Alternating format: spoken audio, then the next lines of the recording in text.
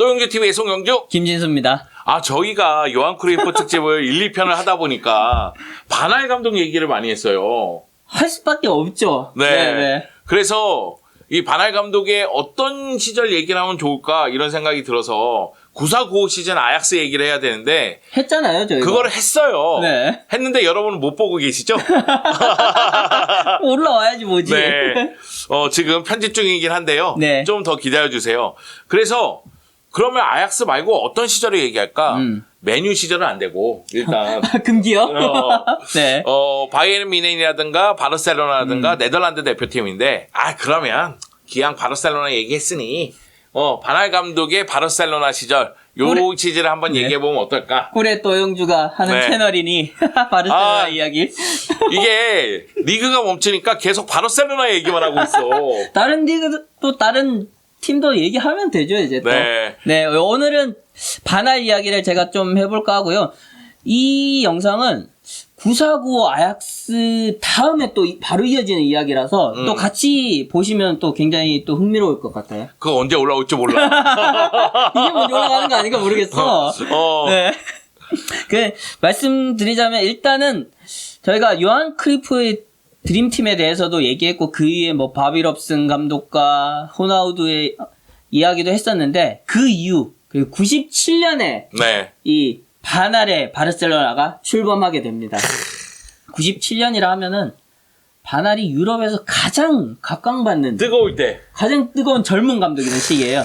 9495 챔피언스리그 우승 네. 그리고 9596 챔피언스리그 준우승 아약스를 이끌고 2시즌 연속 결승에 오른 그런 대단한 젊은 감독이었거든요. 네. 그런 감독을 바르셀로나로 모셔왔으니 바르셀로나도 사실 기대가 굉장하죠. 엄청 높았지. 엄청나죠.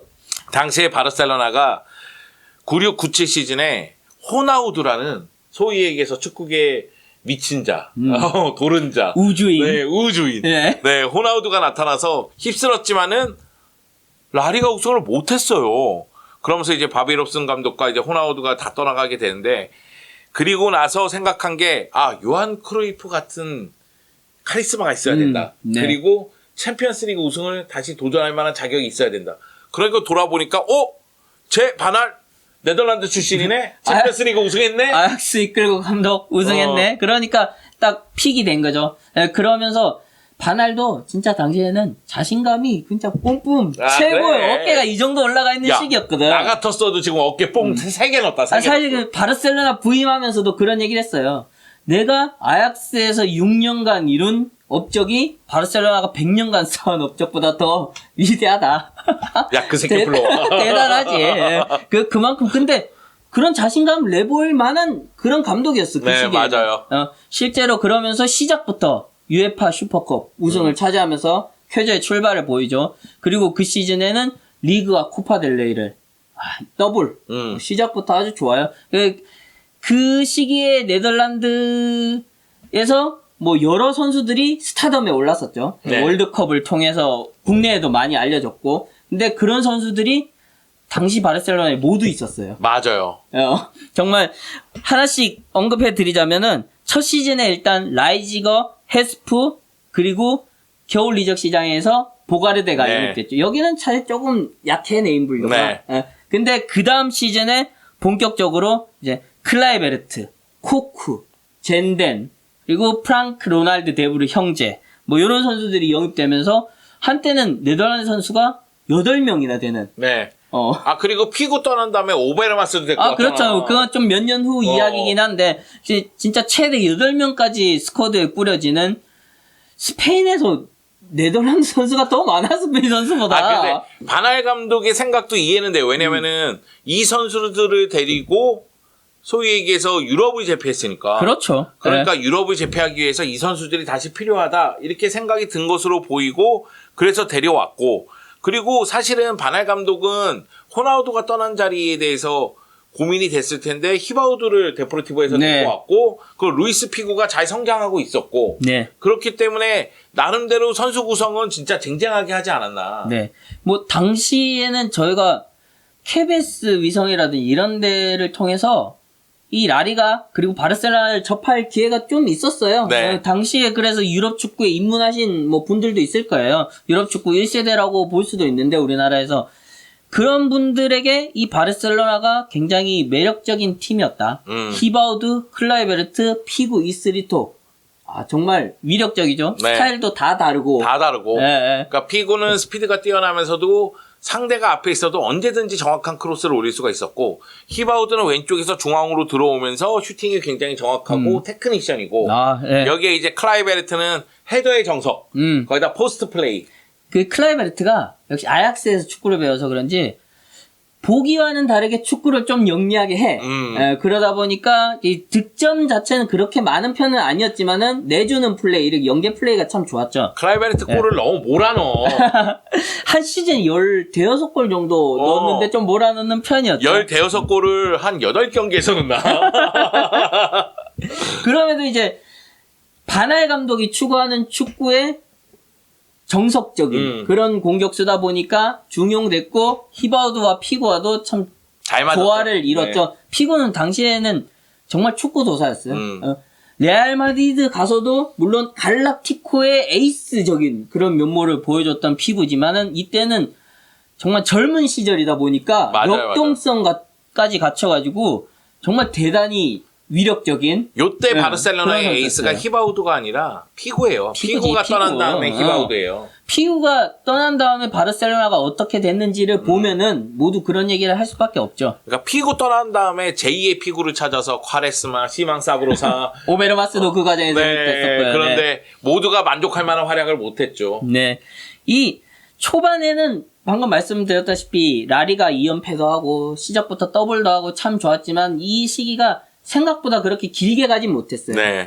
2000년도에 이제 우승을 놓치게 되면서 뭐 떠나게 됐는데 단순히 성적만 나빴던 것이 아니라 프론트 이제 회장이나 이런 고위 간부들과도 좀 충돌이 많았다라고 하더라고요. 이제 바르셀로나 팬들은 모두 잘 아시겠지만은 단순히 축구만 잘해서 되는 게 아니잖아요. 맞아요. 네.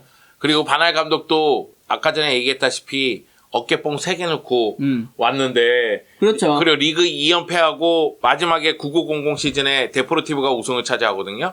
그러면서 승점 한 4점인가 5점 차로 2위를 차지해요. 네. 그런데 워낙에 이제 마찰이 많다 보니까 그것도 뭐 이 프론트하고도 마찰도 있고 네. 선수들하고도 있고, 충돌도 있었고 그 기자들하고도 그렇고 네. 그런 상황이다 보니까 지휘봉을 놓게 되는데 당시에 이제 히바우드하고 마찰이 좀 많이 이슈가 됐었죠. 네, 히바우드 본인은 좀 더 득점에 가까운 네. 위치, 중앙에서 뛰길 원했는데 아무래도 바날이 그린 그림과는 좀 달랐던 것 같아요. 네, 바날은 왼쪽에 기용하기를 원했고 그러다 보니까 계속 충돌이 일어나면서 선수와 감독 간의 이 앙금이 계속 쌓여져 갔죠. 네. 그러면서 결국은 이 바날 감독이 바르셀로나를 떠나게 됩니다. 이때가 2000년도에 떠나게 되죠. 네, 2000년 5월 4일에 사임하면서 또 기자회견에서도 또 재밌는 또 쇼맨십을 보여줬어요. 기자 친구 여러분, 저는 떠납니다. 축하합니다. 그러면서 사실 요즘 뭐 무리뉴의 언변을 가지고 막 논쟁도 많고 팬도 있고 안티도 막 있고 막 얘기들이 많잖아요. 근데 그 이전에 바날이 있었어요. 네. 바날이 항상 그런 이슈를 몰고 다니는 인물이었고 네덜란드에서는 정말 왕으로 치켜 세워주던 그런 칭송받던 인물이었는데 스페인에 와서는 그 언론들과의 이런 마찰이라든지 신경전 같은 것들이 굉장히 힘들었다라고 얘기는 하더라고요. 네. 그러다 보니까 이런 쇼맨십도 나오고 했던 것 같아요. 그렇지만은 이렇게 나쁜 이슈만 있었던 건 아니에요. 또 이 과정에서 이제 잘 아시는 인물들이 등장합니다. 사비, 네. 푸yor, 이니에스타, 발데스, 가브리 이런 바르셀로나의 황금 뉴스들을 끌어올려서 본격적으로 1군에 기용하기도 하죠. 네. 그 시절에 푸열 얼마나 못했어요. 실수가 좀 잦은 편이었어요. 정말 실수가 잦았고, 푸열을 왜 기용하냐 이런 얘기도 있었거든요. 근데 요즘 세대에서는 정말 상상도 할 수 없는 이제 그럼. 푸열이 그런 얘기를 들었던 인물이란 말이야. 골키퍼를 그런 얘기를 제치더라도 푸열을 못 제친다는 얘기가 있었는데. 근데 그 시절에는 그랬는데도 바날은 그 어린 선수들에게 믿음을 주고 기용을 했고 그것이 결국은 바르셀로나 나중에 밑거름이 됐죠. 네. 네. 그러면서 이제 바르셀로나가 바날 감독이 떠나가고 굉장히 흔들립니다. 네. 그리고 나서 안 되겠다 싶어서 바날 감독을 다시 모셔오죠. 네. 그것이 바로 02-03 시즌인데요. 그렇게 시기적으로 좋지는 않았어요. 네. 바날 감독이 이미 2002 월드컵 본선 진출 실패라는 그런 큰 스크래치라고 해야 되나요? 예, 이거 하나를 남기고 좀 놀고 있던 시기에 바르셀로나도 어떻게 보면 본인들도 힘드니까 우리 좋았던 시기가 있잖아. 네. 다시 한번 손잡아보자 하고 손 잡았죠. 그렇게 하면서 좀 장밋빛 미래를 바라봤을 텐데 그러진 못했어요. 시작부터 또 히버드와의 충돌이 일어났죠. 예. 이게 바날 감독이 떠나갈 때는 피고가 있었다고 봐야 돼요. 네. 근데 이제 바날 감독이 떠나가면서 이제 피고도 떠나가고 뭐 이렇게 여러 가지 사건이 얽혔는데 돌아오니까 피고도 없죠. 히바우드는 여전히 사이가 나쁜 관계로 남아있죠. 그리고 팀을 어떻게 해서든 재편해야 되는데 하나하나씩 다 만들어야 되는 상황이다 네. 보니까 바날 감독 입장에서도 굉장히 힘들었을 겁니다. 여기에 뜬금없이 요 당시에 바르셀로나가 아르헨티나 신성들에게 관심이 많았어요. 네.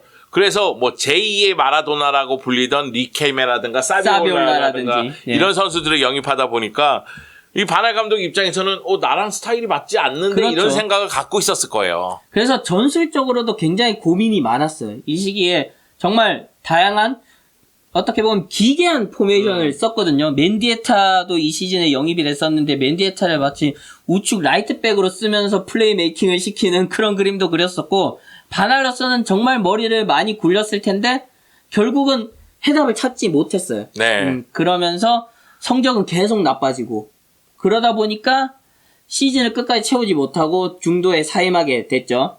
네. 그러면서 1월에 떠나가게 되죠. 그러고 난 다음에 이 다른 임시 감독들이 부임하면서 시즌을 마무리했는데 전체적으로 이 시즌은 바르셀로나에 굉장히 과도기적이고 잊고 싶은 시즌이었을 거예요. 네. 리켈메 본인에게도 잊고 싶은 시즌이었고 선수들, 감독들, 뭐 구단, 프론트 모두 좀 잊고 싶었던 네, 그런 맞아요. 시기였죠. 시기적으로는 사실 그렇게 길지는 않았고 무슨 한 세대, 한 제네레이션이라고 하기엔 조금 부족함이 있어요. 네. 그럼에도 우리의 기억 속에 좀 남아있는 이유는 이때 유럽 축구가 막 보급되기 시작했고 인기 있는 선수들, 인기 있는 팀들이 많은데 그 가운데 하나였고 그러다 보니까 기억에 많이 남게 되는 거기다가 그 바날 감독이 리그 2연패를 했으니까 그래도 1기 때는 그래도 꽤 준수한 성적을 남겼다고 볼 수 있죠. 그리고 재밌는 게 바날의 아래 있다라고 하는 건 좀 그렇죠. 바날과 함께 했던 인물 가운데 세 인물이 트래블을 달성한 감독이 됩니다. 그러네.